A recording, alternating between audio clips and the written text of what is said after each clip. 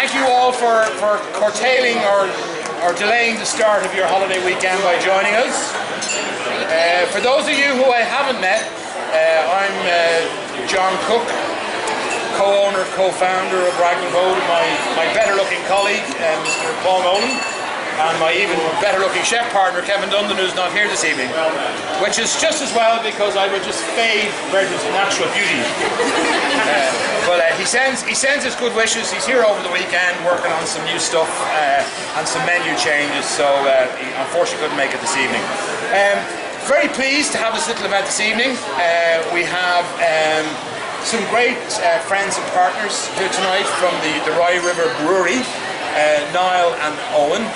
It's a fairly new partnership for us, as the brewery is a fairly new brewery, but with a very illustrious and lengthy heritage, which Niall will speak to. But what we're most proud about, should I be singing or dancing to this? What we're most proud about is the fact that, a lot like ourselves, Rye River is the product of the passion and the expertise of a bunch of folks who really love what they do. And loving what they do, they make great beers. They make great beers that are accessible, are drinkable and enjoyable. I think the craft beer industry has become full of a lot of folks who create beers that are challenging, or create beers that perhaps are an acquired taste. Me, I like to drink my beer and enjoy my beer. So I think that's one of the things that Rye does very well.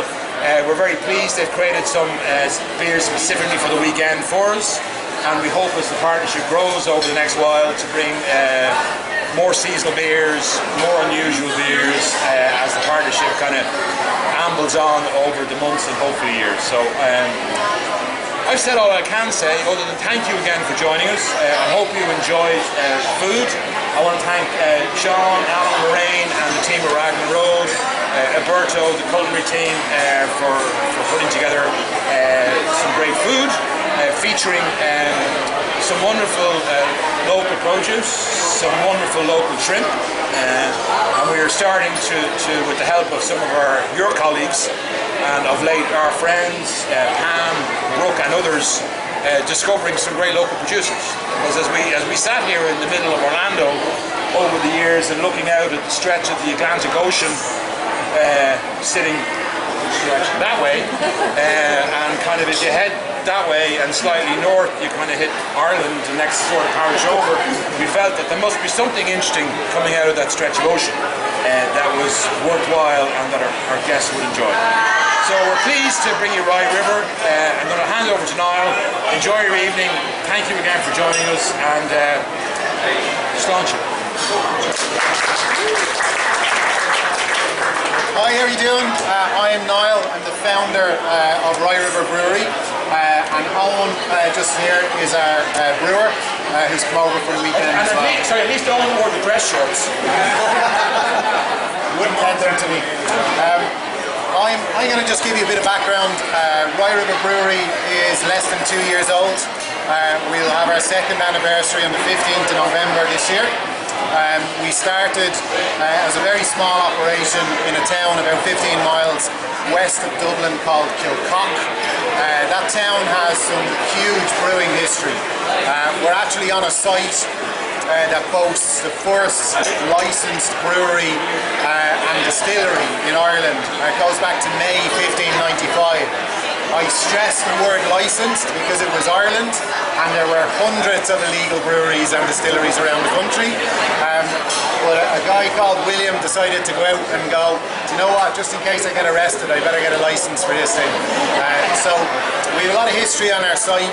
It brings a lot of challenge with our brewery as well because it's a very old building.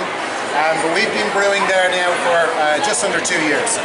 The business is founded by myself and Alan, my business partner, who can't be here because his wife is expecting any day. And we've had a busy couple of years. We're selling in 14 countries. We're in Florida, New York and Chicago in the US, in Canada, Russia, Italy, just just gone into Germany and we're about to go into South Korea and a few others as well. So we've been busy. I haven't slept a lot in the last 2 years.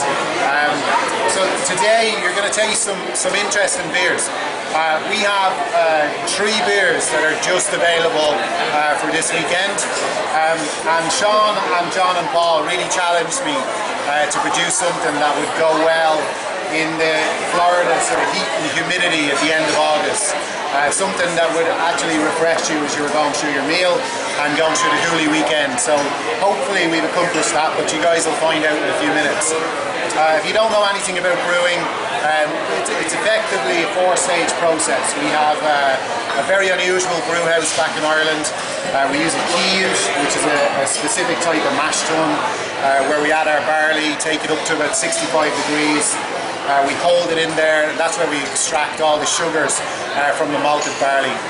We then take it across into our lauter tun, which is like an upside down French coffee press.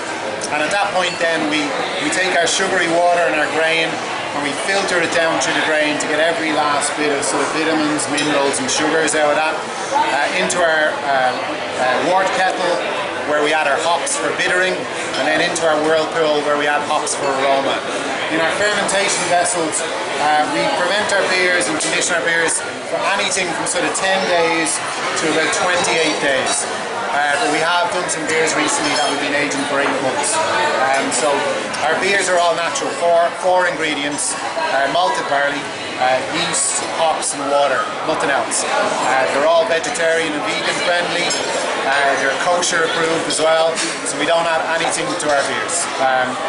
And so what we're going to do now is we're going to do something quite unusual. We're going to check the influence of our food on our beer, and you're gonna learn something. If you haven't done this before, you're gonna learn something quite surprising. So what we've got in front of us first is an American style, sort of West Coast Californian style IPA. Okay. Oh yeah, no problem. In that beer we have it's a single malt IPA, which is very unusual. Morris Otter malt, which is one of the best malts you can buy. And we have Columbus hops put in the kettle for bitterness. We have Simcoe and Mosaic, which are late hopped in the brewing process, which are going to give it a big mango aroma off the top of it. You're then going to get a very tropical liquid as you drink it. The first thing to do when you're tasting beer is to sniff like a rabbit, okay? Lots of short sniffs on your beer will get the aroma in. When you taste it the first time, I suggest you swirl it around your mouth. What that does is the front of your mouth, the front of your tongue tastes sweetness. The sides of your tongue taste the astringency, and then at the back of your tongue and your throat you're going to get the bitterness. And if you swish it around, you get all of them together and you get all the flavours from the beer. So if you want to have a taste of your IPA, 7.1%, you're not going to taste the 7.1%. You should never taste the alcohol in your beer. It should always fool you. Your legs will find out first. We're going to taste the beer on its own. And then you're getting served the hog and the chicken pie. What's going to happen now is the fats in those foods are going to be quite heavy on your tongue. So have a little bit of your food. The oils are going to sit in there, and then we're going to use the IPA to strip them off again. Beer is beautiful in that it's carbonated. The carbonation, the hops and the malt strip oils and fats off your palate, so that every time you eat and have a little sup of beer afterwards, you actually cleanse the palate. Whereas if you're drinking wine, it actually cakes the oils in. So beer will bring out the flavours of your beer, of your food, sorry. The other thing that will then happen is if you eat your hog and your chicken pie and then go back to your IPA, you're going to get different flavours from the IPA. Because those fats and that creaminess and all those things that are going on in that dish are going to interact with your beer and are going to bring out more tropical flavours and going to lift the notes of the beer and are going to give you a different sensory experience the second time around. Okay, that's our first beer for the night and our first appetizer. We're going to take you through the next 3 courses together, okay? So Owen is going to start with the watermelon Weiss beer. He's going to give you a bit of background on how we brewed it, and then we're going to pair that up with the fish and chips exactly as we did the last time, and then we'll go straight into the next courses. Okay, have we got that? So yeah, with the next beer that's on the way out is a watermelon wheat beer. Should be making its way to your table soon. This beer was actually a really fun beer to make, except a lot of work. So, brewed a wheat beer, it's got about 40% wheat malt and 60% barley malt.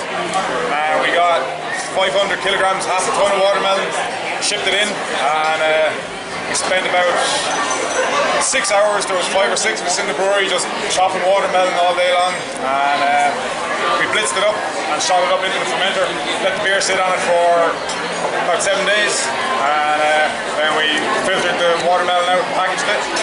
So I think it's an absolutely ideal beer for the Florida weather, not what you have right now but what you had earlier. It's extremely refreshing beer. The wheat that's in it has given it quite a fluffy mouthfeel, which goes well with the fruit. And it's just extremely drinkable, about 5.5% ABV. And we're going to pair that with, what have we got?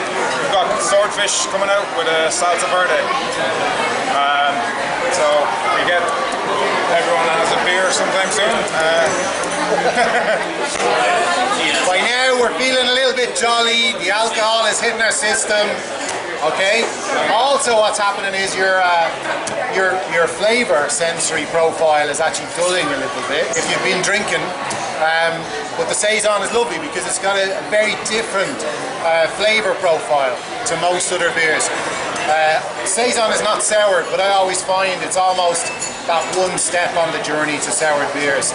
Great beer for the spring or late summer, very refreshing. This Saison has 30% wheat malt in it, then it's balanced with Pilsen malt, and it's a very traditional Saison, probably got a little bit more complexity than some other Saisons I've tasted around. And it's just a good balanced beer. You're going to have this now with the swordfish. Swordfish is a little bit meaty, but it's balanced with that salsa verde. And hopefully the Saison will cut through the salsa and that meatiness. And again, you should feel the flavour profile of the beer change as you're drinking that and then eating your swordfish and salsa and mixing them together. If you want to go really crazy, have your beer, have your swordfish without the salsa, have your beer, have your swordfish with the salsa, and you're going to effectively have 3 different beers. It's going to taste like 3 different beers. So I'll come around and have a chat to you guys as well about the beer and how to taste that as we go on. And then we're going to finish on our stout, which is my personal favourite. Okay? So the stout today is a CO2 stout, so it's not nitrogenated. So the head is not as creamy as an Irish dry stout that you would normally have. And I suppose most people will relate stout to Guinness. This is probably like Guinness back in the 1960s or 1970s. There's more depth of flavour. It's got chocolate malt in it, chocolate malted barley, and a little bit of pale malt, Morris Otter, and then Hercules are the finishing hops. Give it that little bit of bitterness that you need in a stout to balance it. It's got a real dark chocolate and coffee flavour to it that sort of jump off the nose and then follow through on the palate. And the bitterness is there just to lift that a little bit at the end. But we mix that with the dark chocolate mousse tonight. And if you go from the stout on its own to the dark chocolate mousse, what will happen is when you go back to the stout, everything that comes from that stout now is going to be coffee because it's tricked your palate. The brain is still trying to deal with the sugar in the chocolate mousse, so all you taste then is the coffee and the astringency coming through. So the stout completely changes on the second sip. There you go. Enjoy.